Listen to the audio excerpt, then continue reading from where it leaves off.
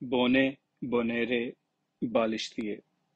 शायद ही किसी ने बोनों का कब्रिस्तान देखा हो या अपनी आंखों से किसी असली बोने को देखा हो।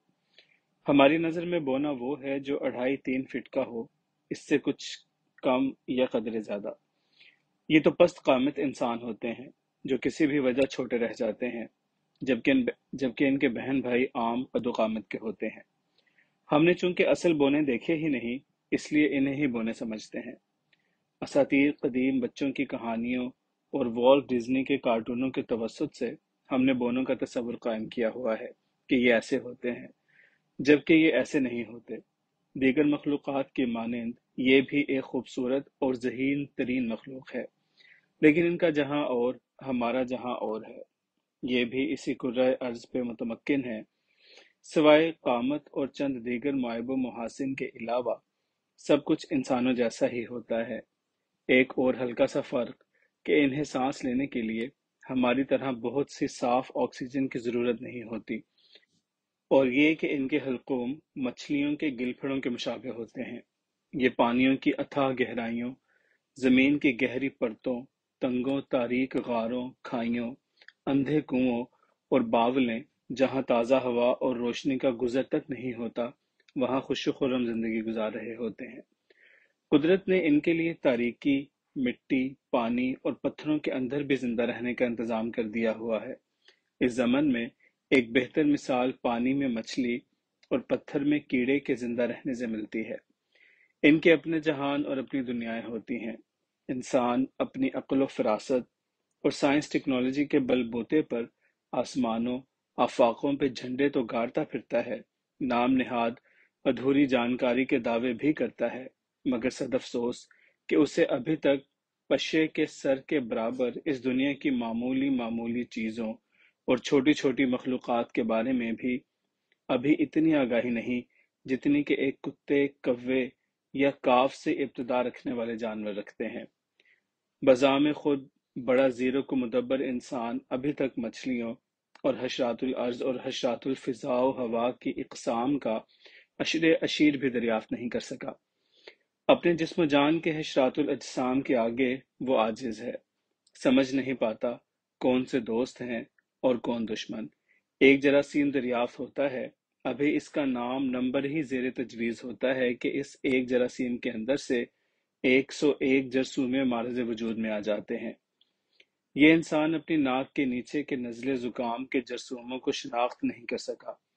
अभी इसकी कोई मंतकी तौजीह पेश नहीं कर सका कि इंसानी कल्ब में नाजुक तरीन झिल्ली या पर्दा क्यों कर फड़फड़ाता है, इसे कौन सी बैटरी या कुव्वत हरकत में रखती है।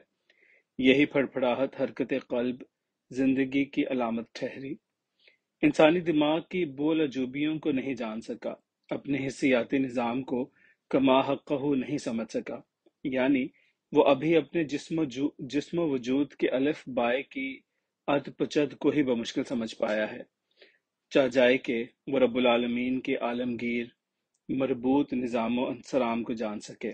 हाँ, अलबत्ता अल्लाह सुब्हानहू तआला जिसे चाहे उसे जानने का इदराक, शऊर और तौफीक अता फरमाकर साहिब हिकमत व फजल कर दे। बात बोनों की छिड़ी थी कि अल्लाह करीम की ये नादिरुल वजूद मखलूक भी जिन्नों और दीगर नूरी मखलूक की मानंद हमारे दरमियान या नज़दीक और दूर मौजूद होती है। इनके अज्जाए तरकीबी भी इंसान की तरह ही होते हैं, लेकिन इंतहाई नसीफ, लतीफ़ और कलील। आसमानी सहाइफ कुतब में गो इनका जिक्र बतौर ख़ास मौजूद नहीं, लेकिन लफ्ज़ मखलूक़ात में ये भी शामिल व कामिल है। आसमानी या अर्ज़ी किताबों में तो लाखों करोड़ों मखलूक़ात का कोई नाम या निशान नहीं मिलता, लेकिन हम इन्हें मखलूक़ात की दुनिया में देखते हैं, उन्हें अच्छी तरह जानते हैं। अब सवाल पैदा होता है कि ऐसी मखलूक़ात जिनके बारे में मोतबर किताबें चुप साधे हुए हैं, हम वसूक़ व रसूख़ से कैसे कुछ कह सकते हैं, क्योंकि सनद के बगैर ना तो कोई दलील मोतबर ठहरती है और ना ही कोई रवायत व हकायत। लेकिन क्या कीजिए कि सीना बसीना रवायात व हकायात, दीदन शुनीदन वाक़यात या फिर ज़ाती मुशाहिदात ऐसी सरबस्ता गुमगुश्ता मखलूक़ात के मौजूद होने का पुख्ता यकीन दिलाती हैं। قرآن الحکیم نے جہاں صاف صاف واضح طور پہ بیان کیا ہے، وہیں اشارتاً اور کنایتاً بھی کلام فرمایا ہے۔ کہیں الحمدللہ رب العالمین بنا کسی ابہام و تشکک اظہر من الشمس کر دیا، اور کہیں الف لام میم بیان فرما کر معنی وعدہ فردا کر دیے، یعنی متشابہات ہی متشابہات، اور یا پھر کوئی راسخون فی العلم ہی سمجھتا جانتا ہوگا۔ تاکید ہوئی کہ تجسس کرو، غور و فکر سے کام لو۔ یہ کھلی کتاب ہے ان کے لیے جو فکر و تدبر کرتے ہیں، یعنی کچھ تم بھی اپنی عقل شعور استعمال کرو، ورنہ دماغ شعور دانش و بینش کی عطا کے کیا معنی مقصد باقی رہ جاتے ہیں۔ ارضیات، عمرانیات، انسانیات اور مخلوقیات کی معدود چند کتابوں، اساطیر اور دیو مولائی قصوں، کہانیوں، کچھ خفتہ نہفتہ علوم کے عالموں، مستشرقین، سیاحوں اور جہاں بینوں کے توسط سے مختلف انواع کے بونوں کے بارے میں معلومات ملتی ہیں، ہر چند کہ ان کے ثقہ اور بصحت ہونے کے بارے میں کوئی گنجائش بھی موجود ہے، تاہم انکار بھی ممکن نہیں۔ جیسے پانی کی دوشیزہ یعنی جل پری، اور ایسا گھوڑا جس کا سر منہ انسان کا ہوتا ہے، یا نسناس ابلا پری وغیرہ سننے پڑھنے میں آتے ہیں، یہاں تک کہ چشم دیدہ لوگ بھی ہیں جن کی بات کی سچائی سے انکار بھی ممکن نہیں۔ سو بونوں کا طلسماتی وجود بھی ایسے ہی تناظر میں ابھرتا ہے، لیکن اکثر و بیشتر پائے اور دیکھے گئے بونوں کو چھوٹے اور بہت ہی پست قد کے انسان سمجھا گیا ہے۔ دنیا بھر میں کروڑوں کم و بیش عام قد کاٹ کے انسانوں میں چند لاکھ ایسے انسانوں کا وجود بعیدس قیاس نہیں جو پست قامت و وجود ہوں۔ ایسے بونے بالشتیے آپ سرکسوں، بڑے بڑے ہوٹلوں کے صدر دروازوں، اشتہاروں اور فلموں کارٹونوں میں دیکھتے رہتے ہیں۔ یہ قطعی بونے نہیں ہوتے، محض پست قامت ہوتے ہیں۔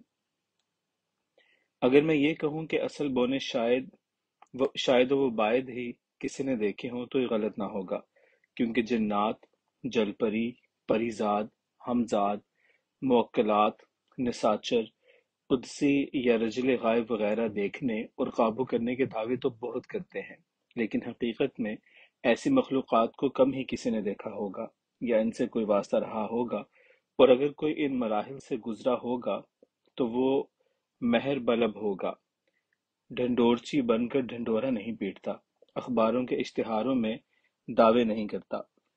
انسان ان سب مخلوقات سے ایک مخصوص الگ مخلوق ہے، اور ان سب سے افضل و اشرف بھی انسان کو اپنے دائرہ کار حیات میں اس مخلوق کی ضرورت بھی پیش نہیں آتی۔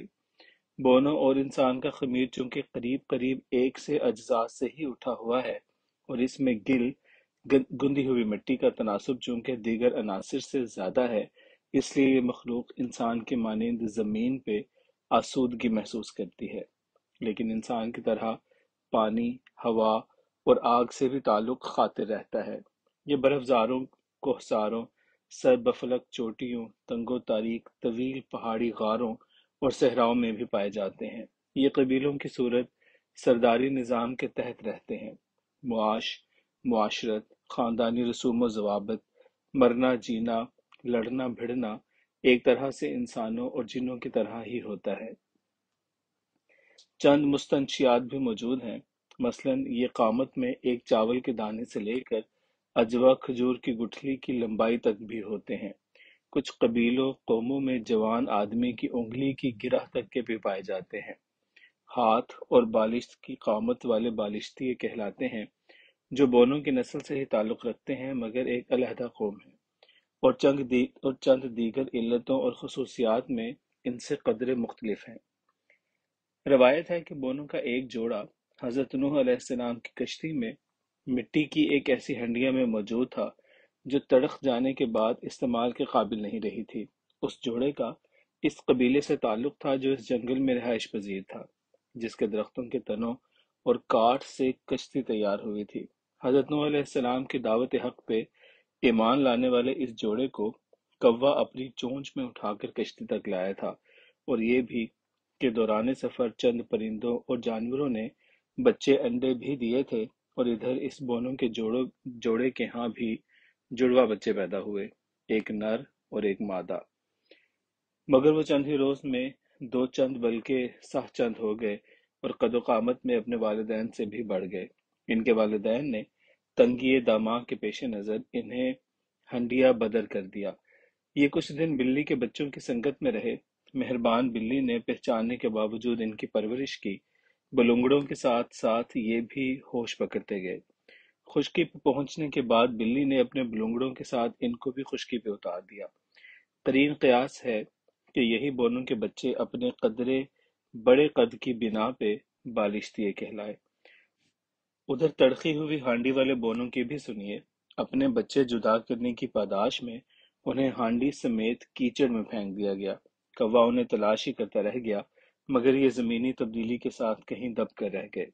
कहा जा सकता है कि बोनों के जेर जमीन और इंसान से दूर रहने की शायद एक वजह ये खजालत भी हो। किसी खास सूरत-हाल के अलावा आज भी अगर बोनों या बालिश्तियों की कहीं निशानदही होती है तो इसके मुहर्रिक बंदर, कौवे और बिल्ली ही होते हैं। ये तीनों जानवर खूब जानते हैं कि इनके मस्कन कहाँ कहाँ है। इनके उनसे राब्ते भी रहते हैं। वो इनके मरने जीने में भी शरीक होते हैं।